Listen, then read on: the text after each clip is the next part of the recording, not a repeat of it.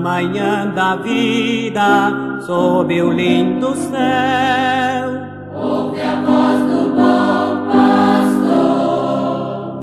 Quando as flores trazem orvalhado véu, ouve a voz do bom pastor. Segue, segue, sempre segue a Cristo. Ouve o convite. Que a graça de nosso Senhor Jesus Cristo seja com cada um de nossos ouvintes. É um imenso prazer em nossos corações de poder estar entrando no seu lar para vos falar acerca da palavra de Deus, quando nessa oportunidade nós leremos as Escrituras no livro de 2 Coríntios, capítulo 11, versículo 2 e 3. 2 Coríntios, capítulo 11, versículo 2 e o versículo 3. Mas antes de nós lermos essa Escritura, enquanto nossos ouvintes procuram, nós vamos ouvir um hino e após esse hino, então, estaremos lendo a palavra de Deus.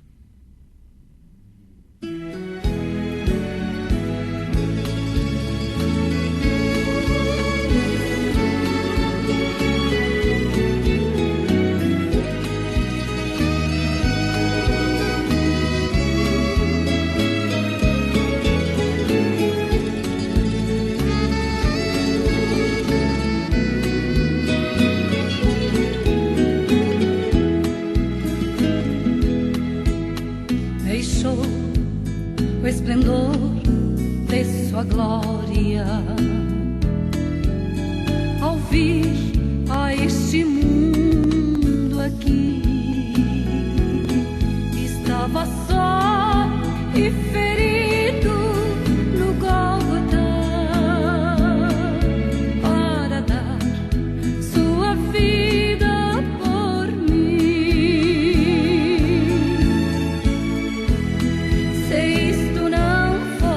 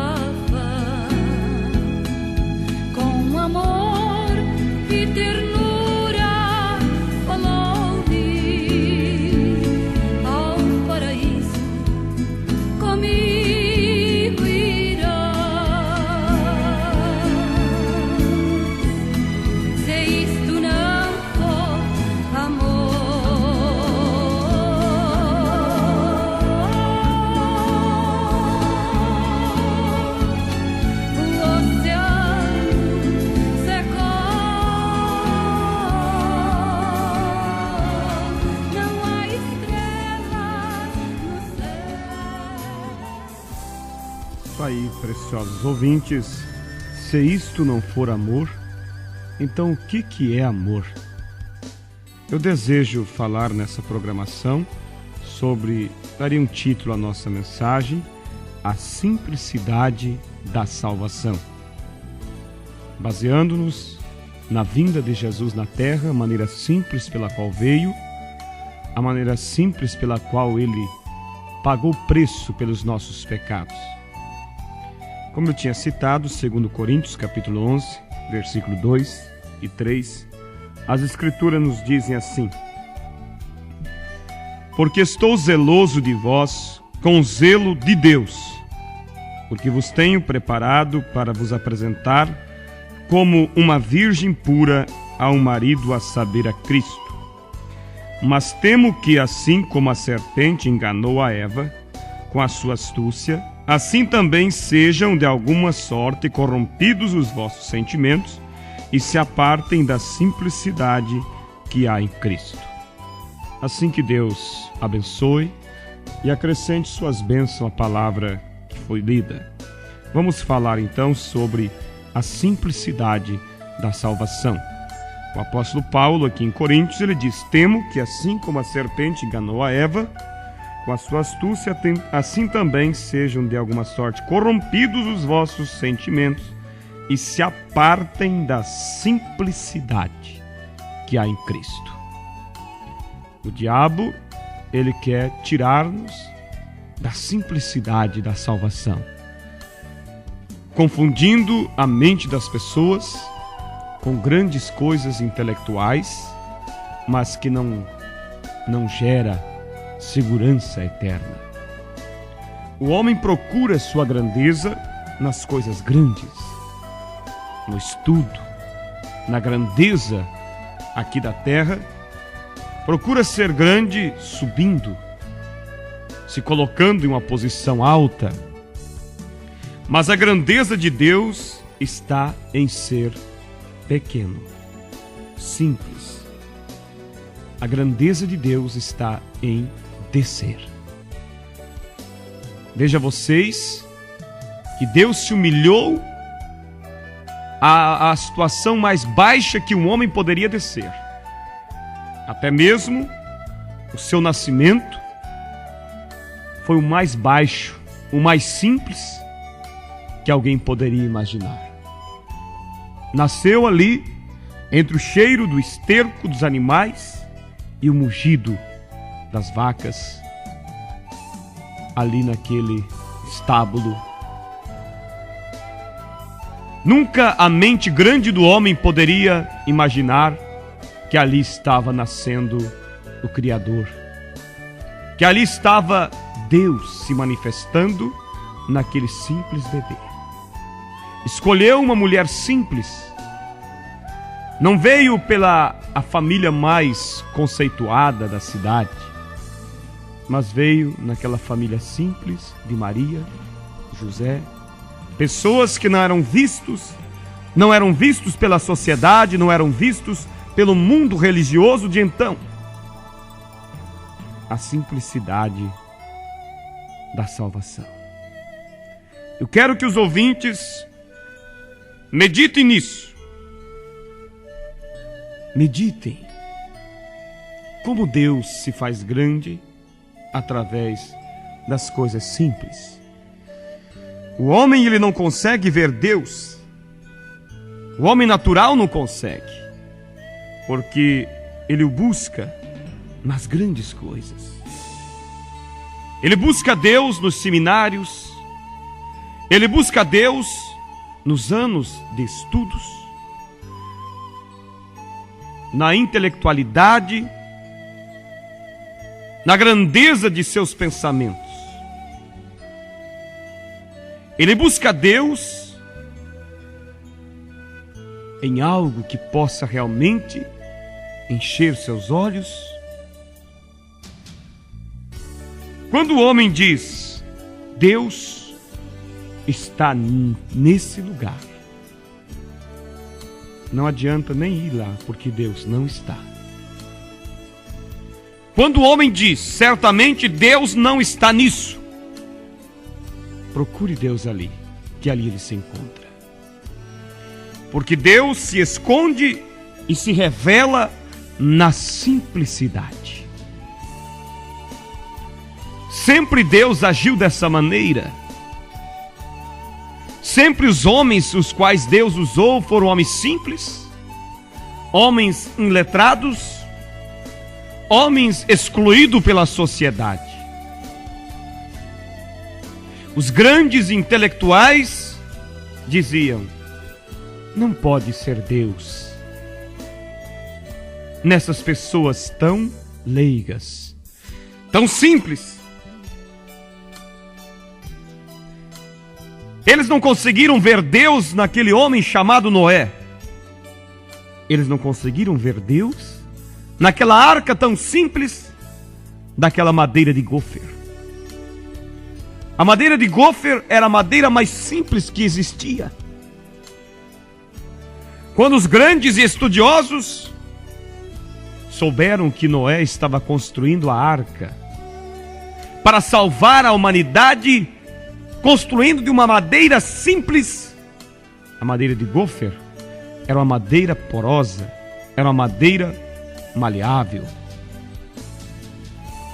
Mas Deus, sabendo da fragilidade daquela madeira, Ele disse para Noé: você vai bater em uma outra determinada árvore, e ao bater nela, dali vai sair uma resina, e desta resina você vai aquecer essa resina, vai fervê-la no fogo e vai despejar sobre a madeira de gofer.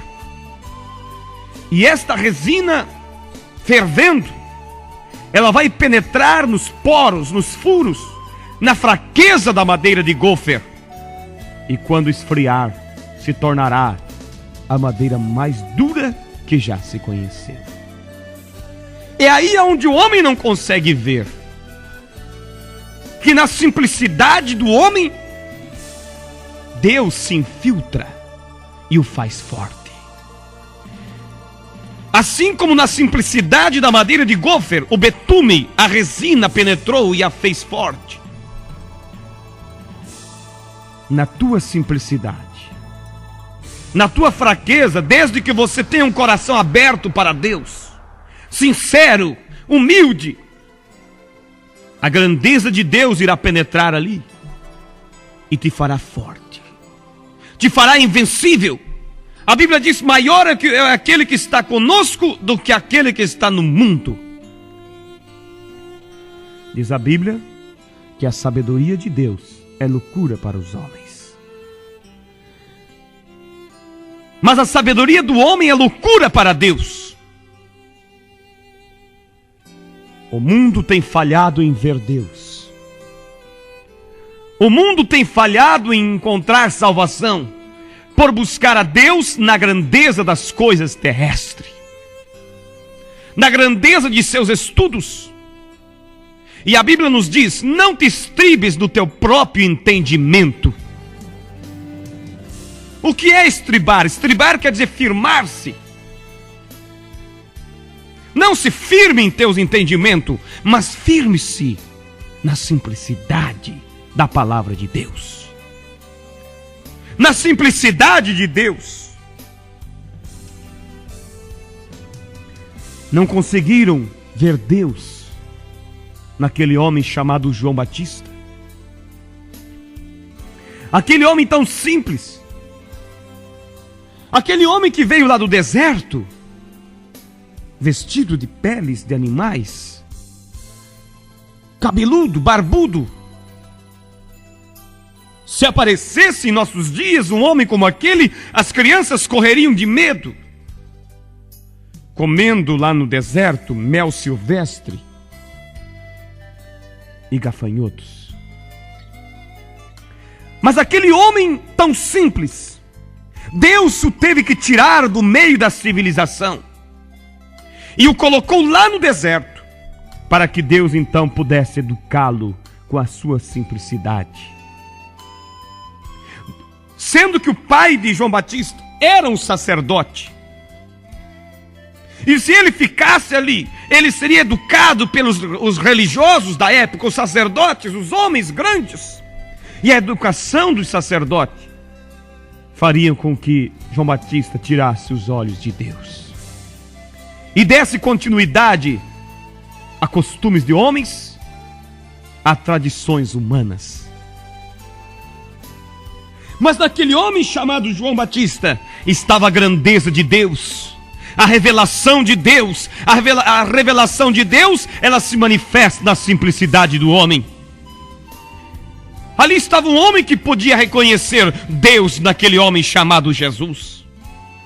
Quando os líderes religiosos, os grandes, os estudiosos disseram: não pode ser o Messias. Esse é Beelzebul, ele é o príncipe dos demônios. Não conseguiram ver Deus naquele simples homem chamado Jesus. Por certo, eles disseram: não, de maneira alguma. Se ele fosse o Messias, ele primeiramente iria se apresentar à nossa denominação, e a nossa denominação iria apresentar ele ao povo. Quando o Messias vier, o Messias vai vir através da nossa denominação. É isso. É isso nos dias de hoje também. Pensam que tudo que vem de Deus tem que vir através de suas placas religiosas, através dos seus estatutos. Não, Deus não está preso a estatuto de homens. Deus está preso à sua palavra. Isso sim. Então veja, ouvintes, hoje muitos têm perdido a simplicidade da salvação. Não conseguem. Muito embora são religiosos, muito embora são pessoas extremamente religiosas, assim também eram as pessoas dos dias de Jesus. Eram extremamente zelosos por seus costumes, por suas religiões, por suas tradições.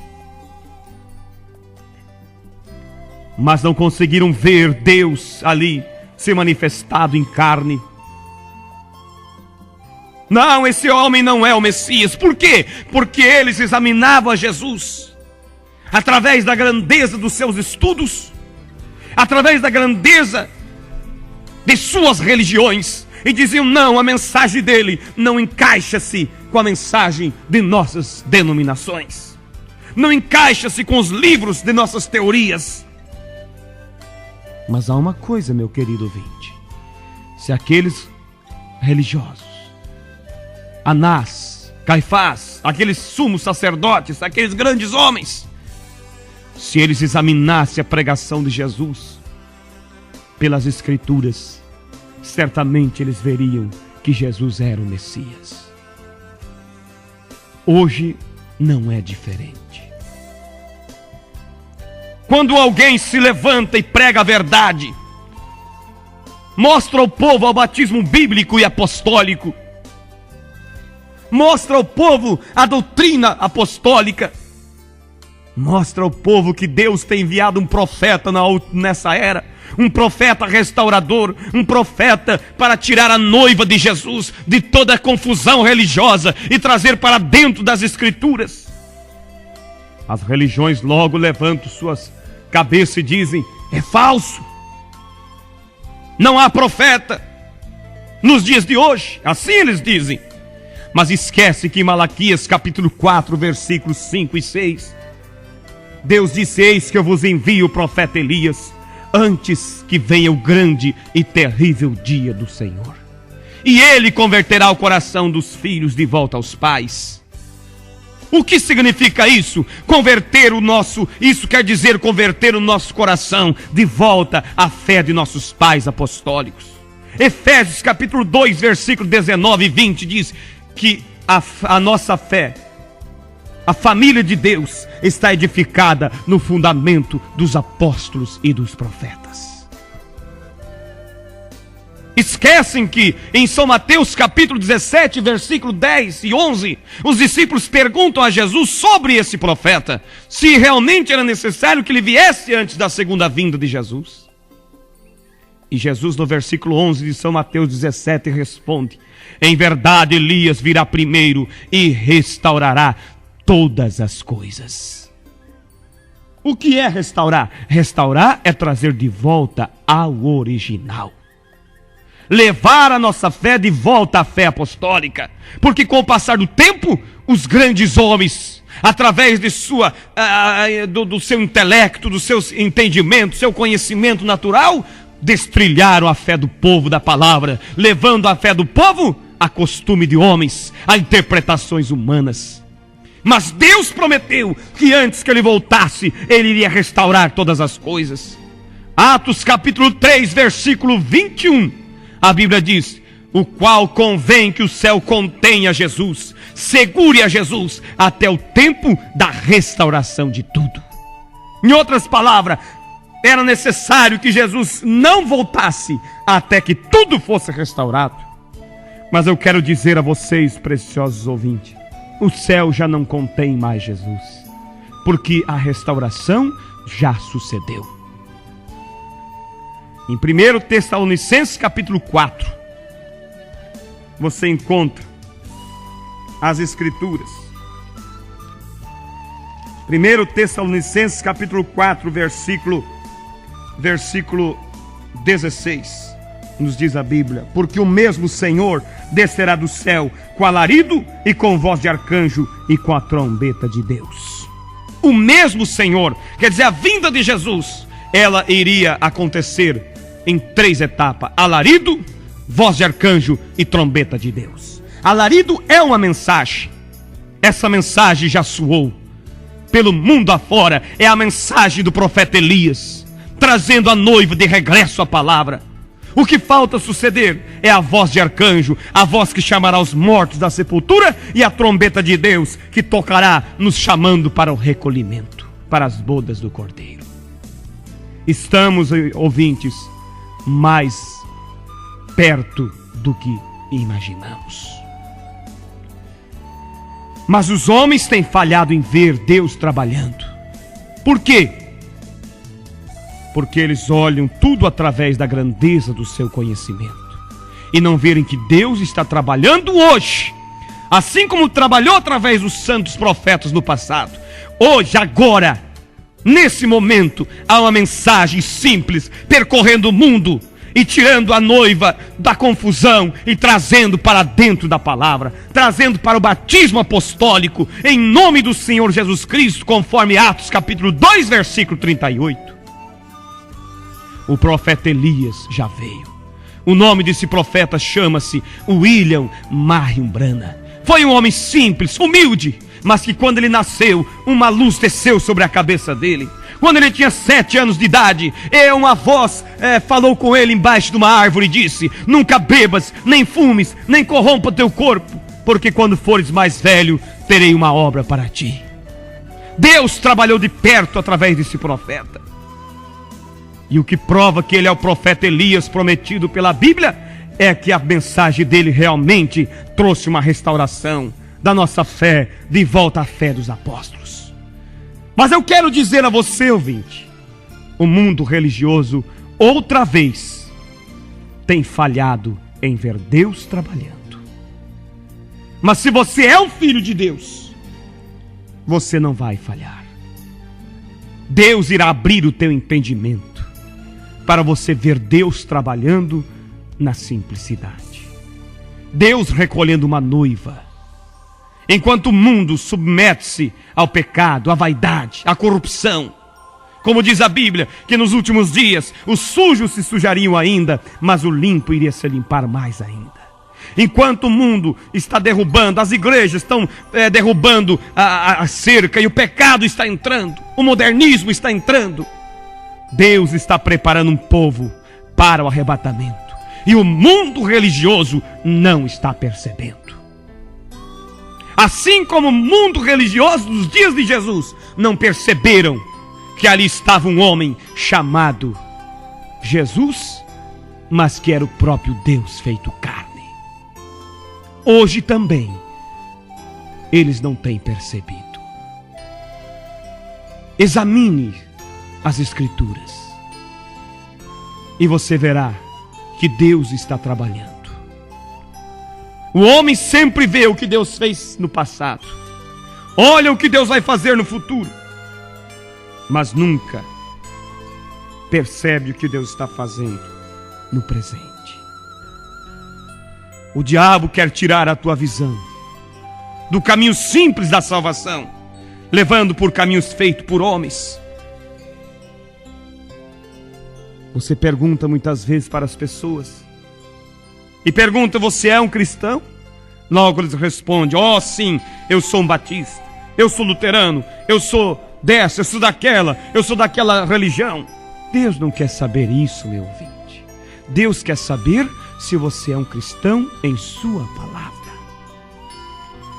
Tira o olhar do único caminho que é o sangue. Satanás tem tirado o olhar do povo do sangue de Jesus e coloca o olhar deles nas grandezas, nas boas obras. Tudo isso é bom, mas não é a salvação. A salvação está na simplicidade do sangue. Veja que no livro de Êxodo, capítulo 12, quando Deus iria mandar aquela praga sobre o Egito, a morte de todo o primogênito, Deus falou ao profeta Moisés: mate o cordeiro, e cada família coloque o sangue no umbrais das portas, e na casa que houver sangue no umbral, o anjo da morte não entrará ali. O que seria daqueles judeus se eles não dessem atenção para aquela simplicidade? Se eles não colocassem o sangue na porta, o anjo da morte entraria e mataria o primogênito de todas aquelas casas. Mas Israel não falhou. Israel colocou o sangue. Quem sabe enquanto lá fora ouvia-se os gritos das crianças, os gritos das pessoas morrendo, ali naquela casa daquele judeu, aquele filho primogênito dizia: papai, o senhor tem certeza que eu não vou morrer? E aquele pai judeu dizia: filho, olha na porta, ali está o sinal que Deus pediu. Qual é o sinal, meu ouvinte, que Deus pede hoje? Eu sei que haverá um juízo sobre a terra. Deus requer um sinal para que te tire desse juízo, para que te livre do juízo. Qual é o sinal? Ser religioso? Ser esperto? Ter grandes conhecimentos? Não, de maneira alguma. O sinal é Cristo em você, esperança de glória. A Bíblia diz: o maior mistério que foi revelado é Cristo em vós, esperança de glória. E Cristo somente estará em você se você atentar para a simplicidade da salvação, seguir a simplicidade da Bíblia. A Bíblia diz em São João capítulo 13, do versículo 14 ao 21, fala sobre a serpente que foi levantada no deserto, e diz que assim importava que o Filho do Homem fosse levantado, e todo aquele que olhasse e cresce seria salvo. É isso, ouvinte, a simplicidade da salvação é olhar para o preço que foi pago, aceitar, dizer: Senhor, eu aceito o teu sacrifício por mim. Eu reconheço que o Senhor morreu por mim, eu aceito isso, Senhor, e vou viver uma vida de gratidão, submetido à tua palavra. Mas hoje o diabo tem tirado o olhar das pessoas do sangue de Jesus, do preço que foi pago, e colocado o olhar deles numa placa religiosa, e partem dessa vida sem Deus, porque partem confiando que são salvos por ser dessa ou daquela denominação. Que Deus te abençoe, meu querido ouvinte. Reflita nisso. Peça a Deus para te revelar a simplicidade da salvação. Creia no sangue, creia na palavra, seja submetido aos ensinamentos bíblicos, e então você terá certeza de vida eterna. Deus vos abençoe, a minha oração, e abra o vosso entendimento para que vocês possam encontrar a salvação para as vossas almas, em nome do Senhor Jesus Cristo. Amém.